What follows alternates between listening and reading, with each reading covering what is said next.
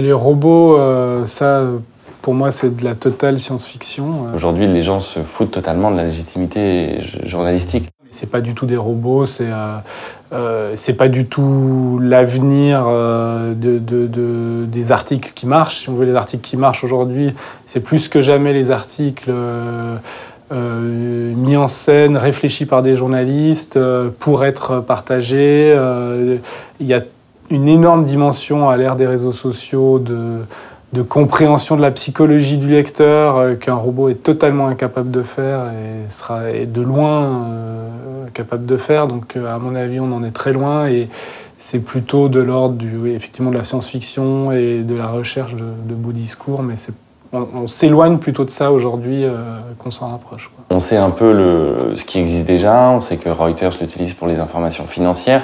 Quand on a du fait avec de la data, c'est assez facile de mettre des phrases et des mots bout à bout et l'algorithme rédige les informations financières, ça c'est classique. On peut imaginer que demain ça aille un peu plus loin. Dès qu'on rentre dans un sujet d'analyse, ça devient déjà un peu plus compliqué.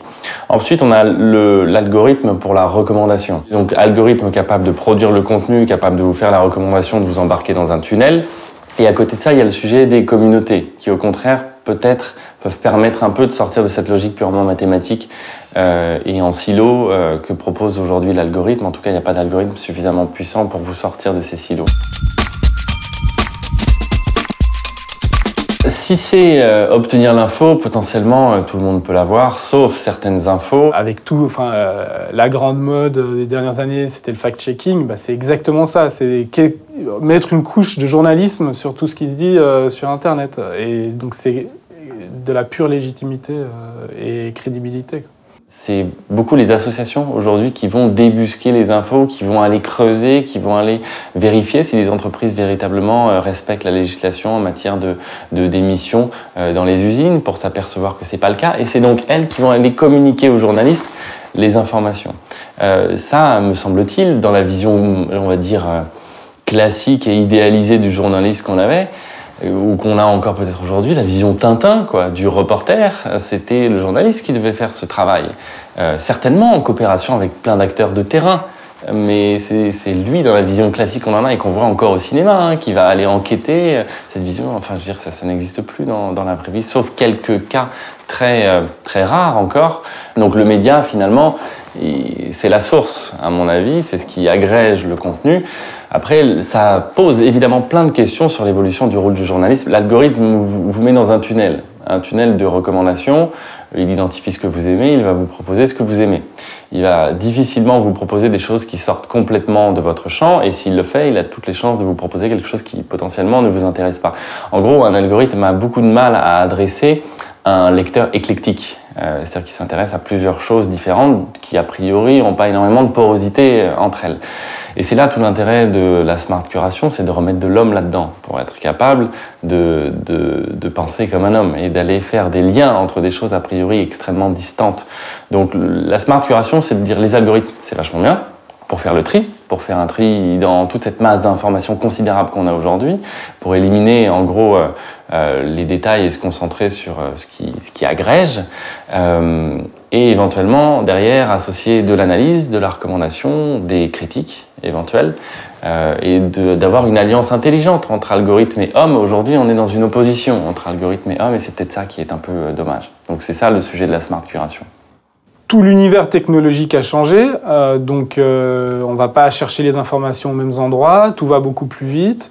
Par contre, le cœur du métier, qui est en fait le métier de journaliste, c'est hiérarchiser, mettre en perspective, vérifier, reste le même, et reste même plus que jamais le même. C'est-à-dire qu'aujourd'hui, toutes les rédactions, comme d'ailleurs le Huffington Post à ses débuts, et qui misait à fond sur le participatif, vont de plus en plus vers un travail journalistique.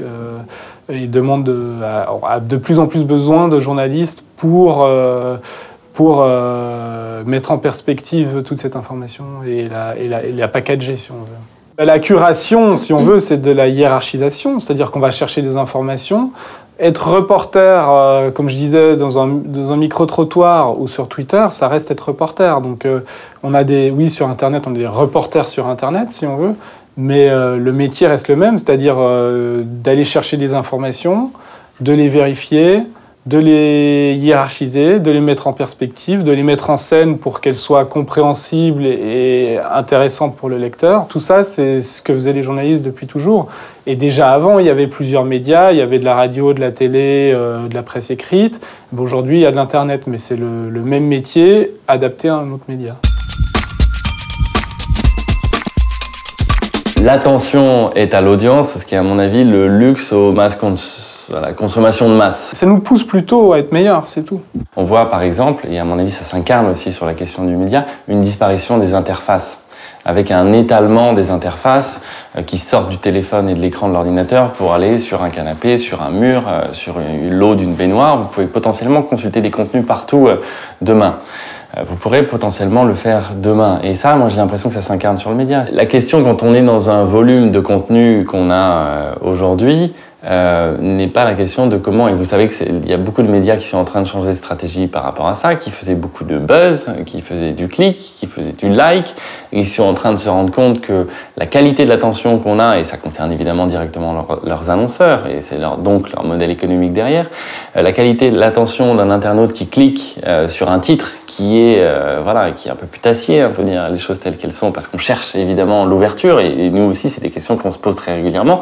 L'attention de l'internaute est extrêmement faible. Du coup, sa fidélité et sa capacité à être fidèle à ce média sa capacité à être retenu sur ce média est assez faible.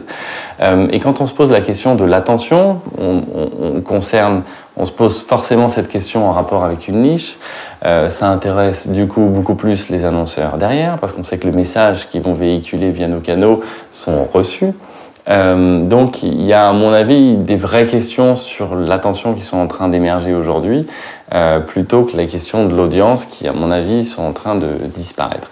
Et ça implique aussi une vraie question sur le choix du statement, la question du positionnement, du marketing, du contenu, du statement qu'on adopte quand on est un média est du coup fondamentale, parce qu'on ne peut plus se contenter d'avoir un contenu, de le mettre en forme et de le lancer, de le mettre sous presse, d'être le premier à le publier. Ça devient très compliqué de nos jours, mais ça, je pense que je vous apprends rien là-dessus. Nous, on a un positionnement, on le dit, on l'affirme très clairement sur le site, sur Sun, de slow média. On ne veut pas être dans le buzz. Et l'avenir du journalisme sur Internet, c'est de diffuser son contenu partout en dehors de son site. C'est-à-dire que c'est ce qu'on appelle le distributed content. Et effectivement, au Huffington Post, la mission pour les prochaines années, c'est d'apprendre à donner du contenu purement sur Facebook, donner toute une vidéo sur Facebook, tout un article sur Facebook. Il y a des projets comme Instant Article qui arrivent, ou Google News, ou aussi sur... pas Google News, Apple News. Sur iPhone, on a des articles entiers. Donc, en fait, on devient aussi une sorte de fournisseur de contenu à d'autres moyens de diffusion. Et donc là, il faut plus que jamais donner envie de partager, donner envie de... parce que, en fait, notre contenu, il doit se diffuser chez les lecteurs bien au-delà de notre une ou de nos comptes Facebook à nous-mêmes. Et ce qui va de pair avec ça, c'est un problème de monétisation. C'est-à-dire que la monétisation, elle se fera plus chez nous, mais elle se fera ailleurs. Donc comment on fait ça ? Il y a des sites comme BuzzFeed qui sont un peu à l'avant-garde de ça. Ça pose pas mal de problèmes éthiques, mais il y a des solutions. L'autre grand changement des 2 dernières années, c'est le mobile.